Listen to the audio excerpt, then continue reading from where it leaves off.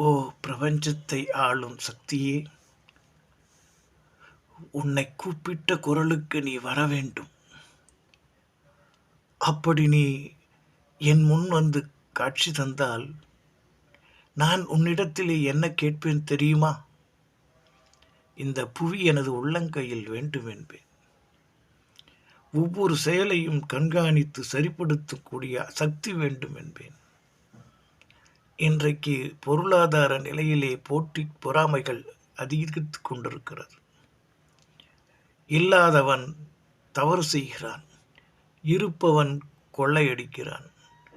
இந்த இரண்டுமே எதனை நோக்கி போகிறது? தேவையா, பேராசையா? இப்படி கேள்வி கேட்டால் தேவை என்பதுதான் அங்கே முதலில் நிற்கிறது.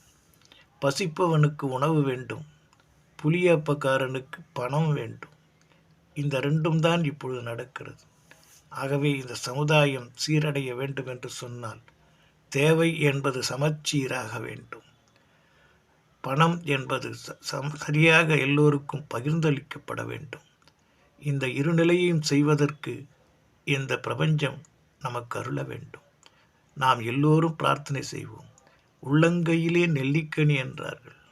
உள்ளங்கையிலே தான் நமக்கு அத்துணை சக்தியும் இருக்கிறது. செய்து பார்ப்போம். பிரபஞ்சத்திடத்திலே முறையிட்டு பார்ப்போம். வெற்றி கிடைக்கும். நாமும் மற்றவர்களுக்கு வழிகாட்டியாக இருப்போம். எல்லாம் என்பமயம், எப்பொழுதும் என்பமயம்.